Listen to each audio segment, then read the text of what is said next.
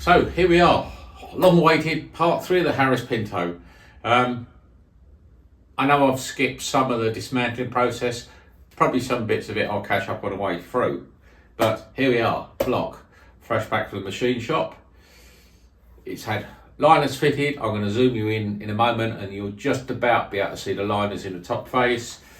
It's also had a skim. It's had the very lightest of skims to give us a nice really fine surface suitable for a multi-layer steel gasket. I don't know if we're going the MLS yet, but we've got that option. We may do, we may not. So I'm going to zoom you in. We can just about make out the line for the liners, and then I'll flip it over and you can see, well, hopefully you'll be able to see there's a step at the bottom so the liner cannot move down. And there we go, look just there, you can just see the outline at the top of a liner. You can't feel it, but it's there. So all 4 cylinders. Now let's flip it out, flip the engine over and look at the bottom. And same here, you can see very nicely the material change. So the liner sits against the stop at the bottom, so it can't move down. Theoretically, the thrust on the pistons will push them down, not up. But anyway, we've got positive stops, so the liner absolutely cannot move down. Now I want to verify the big end journal diameter. The crank grinder said it's still standard, but being a 1.6 diesel crank pin, it's quite a bit smaller. So hence the fact it's standard, even though it's already been ground. So I'm just gonna grab my mic.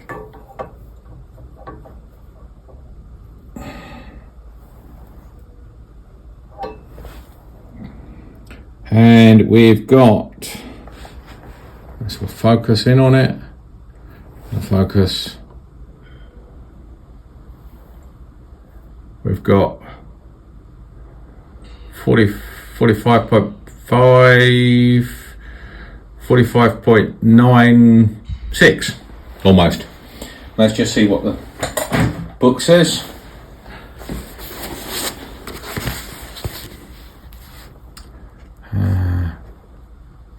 Okay, no. 48.97. So very, very close.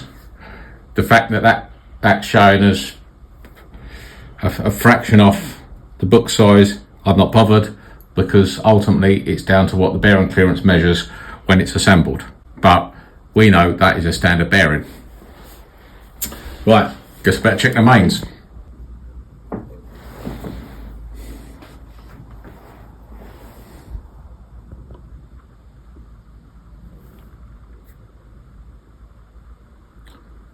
$56.72.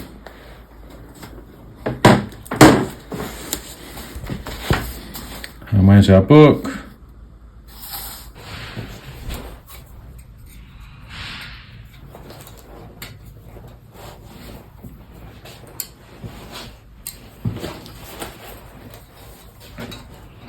These bearings are a lovely snug fit in the block, which tells me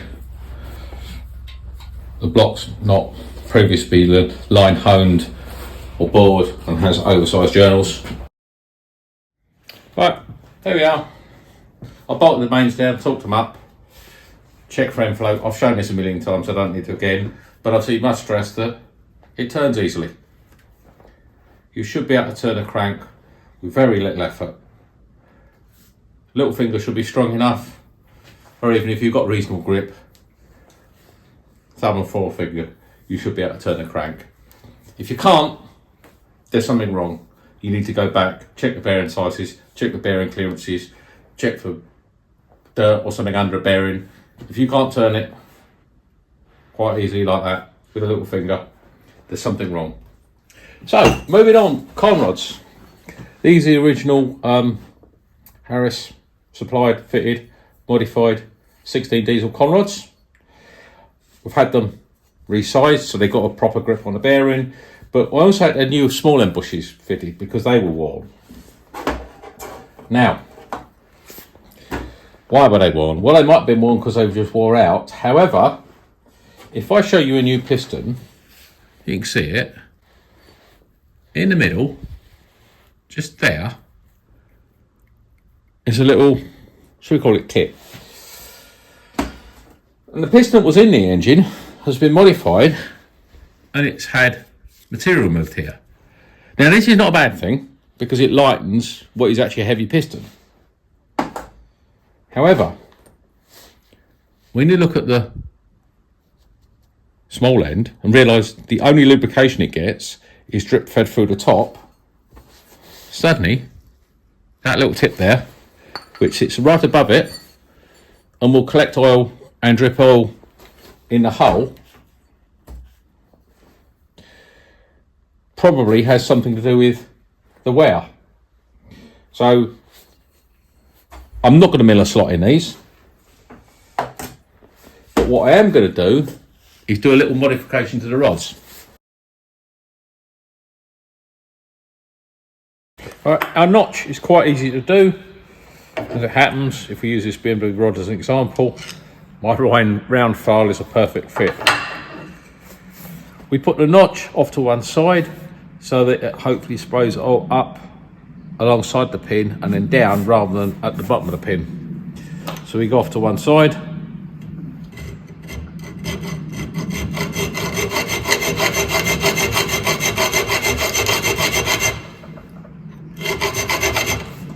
And that's it. Just go down to begin to touch where the back of the big end shell will sit. That has zero effect on oil pressure because oil pressure is related to bearing to crank pin clearance.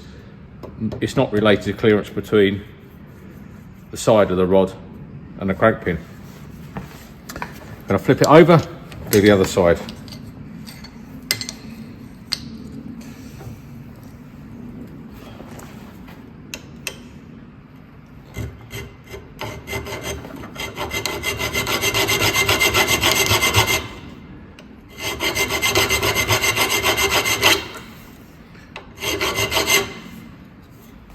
Job done. And if a notch like that was good enough for BMW, it's good enough for me. Right, I've got two pistons in my hand here, an old one and a new one. And I just thought by locking them together on the pins, I can give you a visual representation of how much material needs removing from the crown to make the piston suitable for the 2.2 diesel rod conversion. Right, so here we are, block right out, ready to receive some pistons. And the pistons, they've been in the lathe, and if you know anything about pistons and lathes and machining, it's incredibly difficult to hold a piston properly in a lathe because you can't grip it tightly, you haven't got much to get hold of, especially around there, and they have a nasty habit of going flying. So to do these, I made a quick jig, so I can bolt them down, hold them by the pin boss, and then I can carve the majority of the metal off and I can chunk them up differently or put them on my mill for final machining if required. Talking of final machining, the originals had valve cutouts, the new ones don't. And quite simply, the reason is we don't need them anymore. We're dialing back the cam to get some more drivability for the owner, so we simply don't need them. So there's not a lot of putting in cutouts that we don't need and then having to skim the head more to get back the compression we lost by putting cutouts. Yeah, I'm not gonna say what the cam is yet.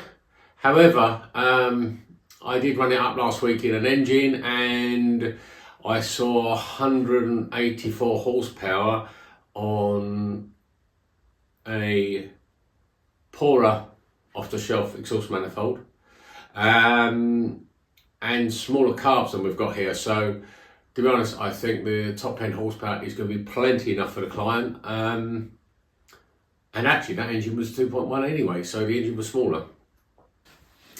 So not much more to say on this point in that, yeah, I've gapped the rings. Interestingly, I only had to gap the top one, the middle and the oils were all right. Just one last thing to add in that the pistons have a little hole there which oils the pin bore through another hole, and I've opened that up out a little to encourage a little more oil flow to the pins. Obviously when the engine's properly warmed up, the pistons nicely expand and there's better clearance there and thinner oil rather, so the oil gets in there more. But with the street engine, that's actually more likely to be driven a bit brisk before it's properly warmed up, or suffer from a lot of cold starts. I figured if we can help the oil into the pin, that's a good thing, particularly in conjunction with our notch rods. So without further ado, let's stick it in the hole. Ooh, this is.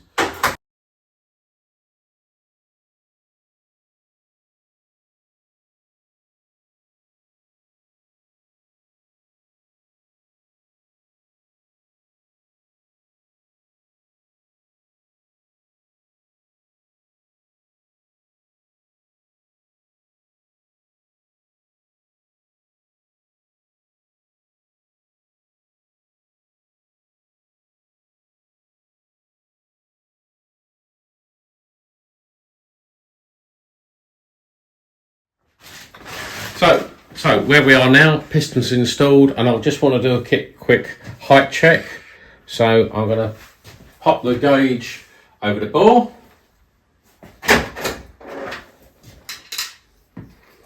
Jiggle the crank around to ensure we are actually at true top dead centre.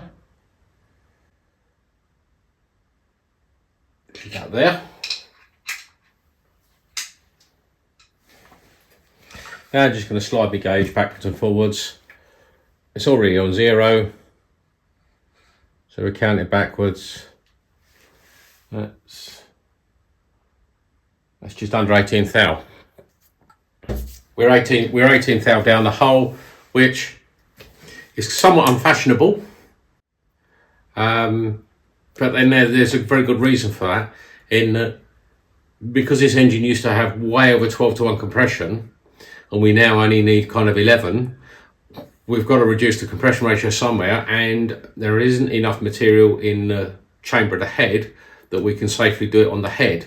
So we either use a really thick head gasket, which isn't a great idea, or we run the pistons a little down the bore. But that will work just fine. In fact, that's still higher than when Ford made this engine. So, cylinder head. This is a Harris head. And we were going to stick with this, but we've now switched to a different head. The reason being my normally really reliable machine shop that drops a major clanger once every 5 years or so, dropped a major clanger, and unfortunately they skimmed 30 thou off this head. This head was already gave too much compression for what we wanted and was too thin. So the net result is it's not likely to seal very well, because being really thin you lose structure integrity of the face, and the head is now down to the edge of the spark plug threads. This head is highly likely to crack. So when the head arrived back really thin, I looked at it, did a bit of swearing, had a conversation with them, and essentially I supplied them a new head and they copied the porting. But before they copied the porting, I did actually make a couple of changes to the shape of the inlet, taking this and got them to copy that. So now what we've got is this head, which is still full thickness, but with my slightly modified porting of this one. So the net result is that we've now got a full thickness head. So we do now need to skim this because the compression's now gone the other way, it's too low. But we've also got full length valve guides. And I'm going to talk flow bench in a second. If you watch Ernie's video, you can see I actually set the pistons 18 thou down the bore, which was to compensate for the head being already thin. But we've got an easy workaround of that in that I can just use a steel thin hermetic head gasket, and that will offset the fact that the pistons are lighter down the bore, and in one respect you get a better job because you actually then end up with a good squish, the right compression and the lightest possible piston. So in a roundabout way it's a win-win. The only difference is that we now have to use a really good quality £100 gasket, not a cheap and cheerful gasket. So, you know, it's 6 of one, half of the other. We'll end up with the right compression and we'll end up with a really strong head gasket. So, onward. We're going to cut to the next clip with me flow testing this head with some interesting results.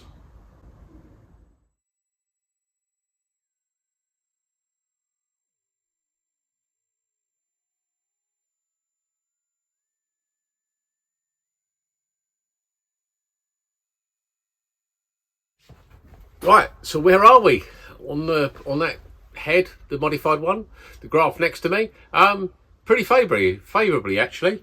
I know I didn't include it in the graph. Apart from ultra high valve lift, the reworked Harris head now actually outflows the head on our 2.1 Dynamo here, which is a Burton CNC head. So we've got some really good flow numbers. So I'm confident that, despite the fact we're dropping the cam back, we should be able to get into the 190 odd horsepower range. But as I keep saying all along, the client wants something he can drive on the road rather than prioritising screaming around at 8,000 RPM. So in the next episode, we'll carry on with the build.